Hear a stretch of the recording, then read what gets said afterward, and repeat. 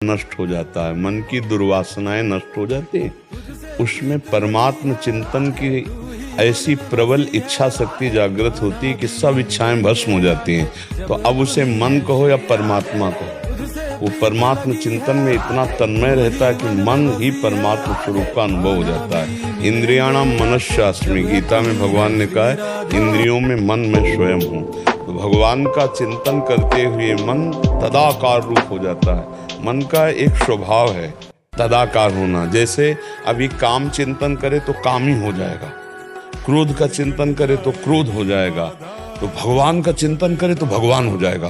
मन नहीं रहा, मन कृष्णमय हो गया, राममय हो गया। अब उसे मन कहो या राम कहो, उसमें किंचन मात्र अंतर है। पर बिना मन की सत्ता के भजन नहीं हो सकता, बिना मन की सत्ता के मनन नहीं हो सकता। आत्म स्वरूप का कोई मनन चिंतन नहीं होता, क्योंकि वो मेरा स्वरूप है। अगर हम उसका चिंतन मनन करते हैं तो मन को लेकर चिंतन चित्त से होता है, मनन मन से होता है, स्वीकृति अहम से होती है, निश्चय बुद्धि से होता है। अभी ये सब प्राकृतिक हैं।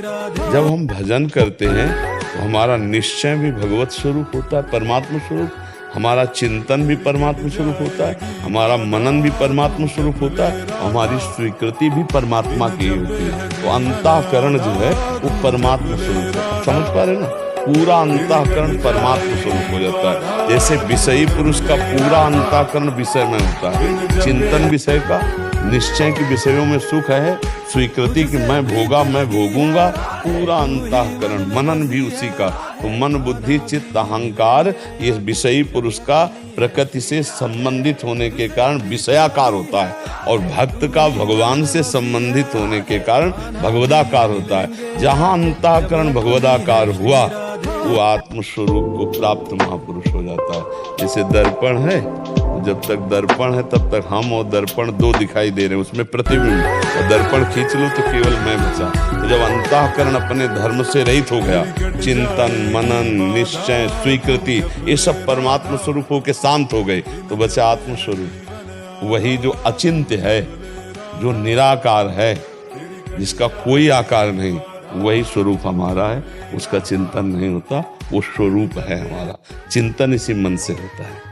इसमें कोई संशय है आपको? जी महाराज जी, अगर पूर्ण अवस्था में अकेली आत्मा ही रह जाती है तो संत जन दुनियावी कामकाज कैसे करते हैं? एक जैसे लोहे का बड़ा चुंबक हो तो लोहे के हर यंत्र अपने आप संचालित होते हैं। चुंबक का कोई संकल्प नहीं है, पर वो उसमें हिलन डुलन होगा। तो आत्म शक्ति चैतन्यमय है, महाचैतन्यमय। अब पूर्वाभ्यास उसका जैसे रहा है, अब मिठाई है, भोजन सामने रखा गया, उसमें उसका मिठाई का अभ्यास रहा है, स्वभाव रहा है, तो मिठाई पाएगा, पर उसका कोई आसक्ति नहीं है। अपने आप गीता जी में 5वें अध्याय में लिखा हुआ, वो सूंघता हुआ खाता हुआ पीता हुआ चलता हुआ उठता बैठता हुआ भी कुछ नहीं करता है, क्योंकि वो उसका दृष्टा देख रहा है। ये शरीर 3 गुणों के द्वारा संचालित होकर उसी आत्मशक्ति से चल रहा है। एक है अहंकार से करता है, मैंने ये किया मैं करूंगा, और एक देख रहा है माया के द्वारा हो रहा है। भक्त देख रहा है भगवान के द्वारा हो रहा है, ज्ञानी देख रहा है माया के द्वारा। गुणानुगुण वर्तन्ते मनुष्या पार्थ सर्वथा।